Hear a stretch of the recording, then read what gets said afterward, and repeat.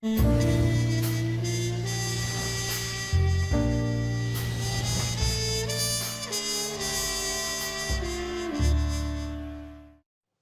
is Noir Alley, and I'm your host, Eddie Muller. Pull up a seat, have a drink. Let me usher you into the notorious netherworld of film noir.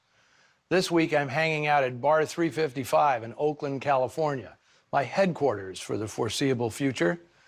Today, I've got a rarity for you, a little-seen film that features some of my favorite fixtures in the genre. It's Abandoned, made at Universal in 1949. It stars Dennis O'Keefe, who by this time had completed his transition from comedic canary to hard-bitten nighthawk. His co-star, Gail Storm, was still a winsome ingenue, making mostly B pictures. She hadn't yet become My Little Margie, the sitcom that, starting in 1952, would make her one of the most popular TV stars of the decade. This film also features the most significant role yet for Universal contract player Jeff Chandler, for whom stardom and prematurely gray hair were right around the corner. Abandoned is based on an original story by 30-year-old Irwin Gielgud, whose only other credit at this point was a Poverty Row adventure called Amazon Quest. His fresh premise for a crime picture, and it had to be fresh, because more of them were made in Hollywood in 1949 than any other year, was to have the story revolve around a black market baby racket. Paula Considine, that's Gail Storm, comes to LA from Pennsylvania in search of her sister, who's run away from home after having an illegitimate child. Gielgud's original draft daringly suggested she was fleeing an abusive father, who most likely had sired the child and denied his daughter an abortion. It'd be another 24 years before a Hollywood crime picture would allow that plot twist. Even though the production code mandated removal of that subplot, the suggestion lurks obliquely in some of Storm's dialogue.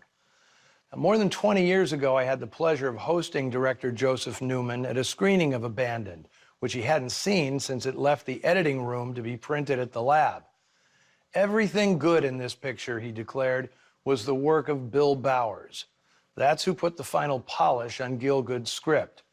If you're a loyal Noir Alley viewer, you've heard me mention Bill Bowers many times, more than any other screenwriter. While under contract to Universal, Bowers also took dozens of freelance jobs, typically being hired to spice up a script with his special brand of peppery palaver. You won't have to wait long for Dennis O'Keefe to start snapping off Bowers' wisecracks. Few actors were better at it. Tossing off an archly clever line is a special gift, and Dennis O'Keefe was a master at it. Mark, you try to look like a respectable businessman. How do they look? White shirt, neat suit, and the socks match. I go to a costumist and get outfitted. Despite his seemingly low regard for the film, Joe Newman changed his mind while watching it more than 50 years after it was made. He noted the invaluable contribution of director of photography William Daniels, who brings his special luster to the requisite noir shadows, while offering evocative views of mid-century Los Angeles. If Daniels had accomplished nothing more in his career than the 21 films he made with Greta Garbo between 1926 and 1939, he'd be a legend. But his groundbreaking and Oscar-winning cinematography of The Naked City, made the year before Abandoned, proved he was one of the most versatile cameramen in movie history. Abandoned also features a fantastic rogues gallery of supporting players, foremost among them Marjorie Rambeau as Mrs. Donner, a shifty society matron at the center of the plot. Rambeau was a Broadway star during the 20s, and she was already 40 years old when talkies came in. Unlike so many actresses who are discarded when they reach a certain age, she moved easily into character roles, both on stage and film, earning a pair of Best Supporting Actress nominations along the way. For noiristas, the main attraction today may be the face-off between two of film noir's most distinctive heavies.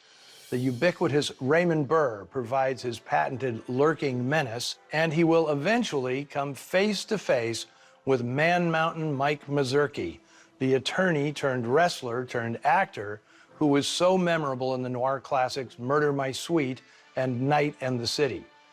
In addition to those unmistakable mugs, you'll have fun spotting all the other familiar faces that pop up throughout this amusing but surprisingly unsettling film. Featuring an opening theme lifted without credit from Miklos Rozsa's score for Universal's 1946 hit The Killers, here is Abandoned.